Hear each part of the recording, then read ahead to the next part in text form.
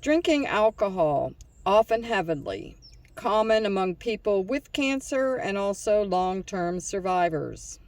This is printed in the National Institute of Health, National Cancer Institute, September 15th, 2023.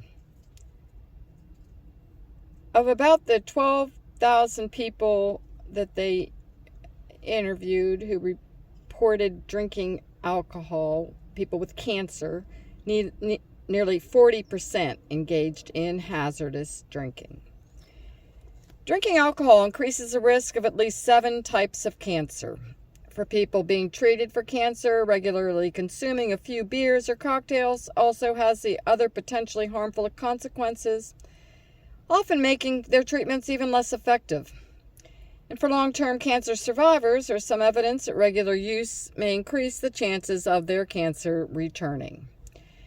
But results from the new study suggest that this information may not be reaching people who fall into either of these two categories. In the study, many people being treated for cancer and long-term cancer survivors reported regularly drinking alcohol, many moderately, but some also heavily, and often, according to the study's findings, long-term male survivors and younger people being treated for cancer were among those who were particularly likely to be heavy and frequent drinkers. The results, the study team argued, should be a wake-up call for all those involved in cancer care.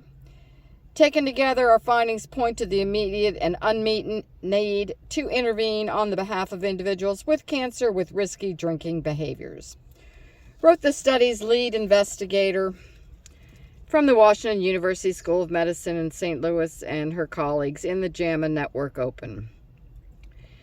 To conduct the study, the researchers used data from more than 15,000 people with a history of cancer who are participating in the National Institute of Health All of Us research program. Above about 12,000 people in the group reported that they drink alcohol, and nearly 40% reported engaging in hazardous drinking. That is, repeated excess alcohol use. For example, many who are actively undergo treatment for cancer, about 75%, drank alcohol throughout, many heavily. By comparison, according to the recent data from the Centers of Disease Control and Prevention, about 17% of U.S. adults binge drink, and 6% report heavy drinking, 15 or more drinks a week for men, 8 for women. It's expected that people might reduce their alcohol use, especially if they were being actively treated for cancer, says a doctor of the University of Wisconsin Corbone Cancer Center and a member of the study's team, but we didn't see that.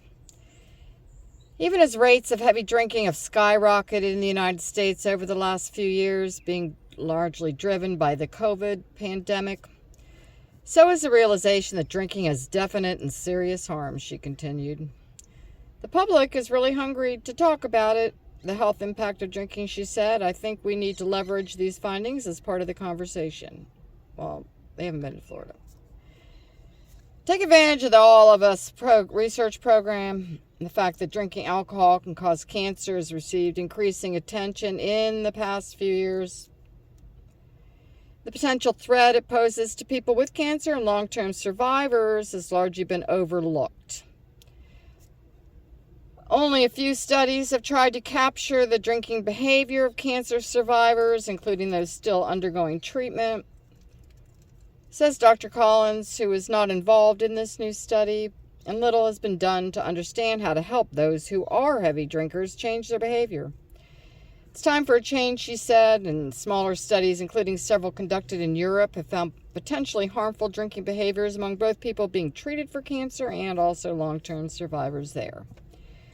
But the All of Us study, Dr. Cow and her colleagues explained, offered a unique opportunity to take a robust look at people in these groups in the United States. Launched in 2018, All of Us captures information on participants' lifestyle and other behaviors and personal background via comprehensive surveys. Participants can also allow access to their electronic health records with all identifying information removed, providing important insights on treatments received and other relevant health information. To date, 692,000 people have enrolled in this research. More than just light drinking. For the study, the research team identified 15,199 participants who between May 2018 and January 2022 reported a history of cancer on their initial survey. About 62% were women, 75% were white, and their average age was 63. Using the data from the All of Us does come with some limitations they acknowledged, including the cancer diagnosis was self-reported and couldn't be verified in every case.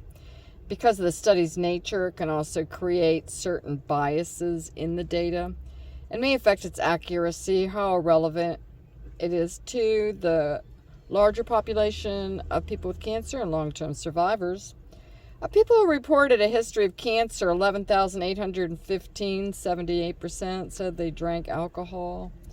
The researchers categorized alcohol use based on responses to several alcohol-specific questions. They also used an assessment tool called the Audit-C that was developed to study drinking behavior. Binge drinking was most often among men, people under the age of 50, and former and current smokers. Among those who drank, binge and hazardous drinking was also much more common in those diagnosed and treated for cancer before the age of 18.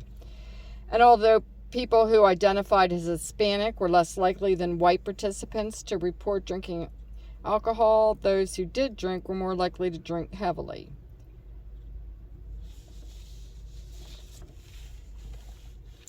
Of the participants with a history of cancer, nearly 1,800 were in active treatment for cancer at the time they completed the initial survey. Of these, 75% reported that they currently drank, and of that group, 25% reported binge drinking and 38% reported hazardous drinking. The researchers could not verify, however, if the drinking occurred during treatment. Particularly troublesome is that so many younger people, those within the 15 to 39 age range of adolescents and young adults, reported heavy drinking with cancer, says Dr. Adam Duvall of the University of Chicago Cancer Center, who specializes in treating blood cancers in children. And Dr. Duvall continued, high alcohol use of those who have cancer is not necessarily surprising. Studies have shown that high-risk behaviors are higher in these survivors, and rates of anxiety and depression are also higher, he continued, as well as other psychological problems, like post-traumatic stress disorder. Up to 40% of those with cancer have PTSD of some sort, he said, and substance abuse and high-risk behaviors go along with that. A need for ways to help. More research is needed to better understand alcohol use among people with cancer, the study team wrote. Prompt action is also necessary, they stressed, and the high prevalence of cancer survivors engaged in hazardous drinking highlights the need for immediate interventions. At the moment, however, proven ways to help people with cancer limit drinking during and after completing treatment is extremely limited, Dr. Duvall said. There's a lot of things clinicians are doing on their own, he explained, but much of the work necessary to help people with substance abuse problems of any sort is beyond the realm of the oncologists, he stressed. I'm not a specialist in psychology or behavioral interventions, he continued, and we need to partner with folks in those specialties to find out what we can do to help our patients with these issues. This is 40% of cancer patients.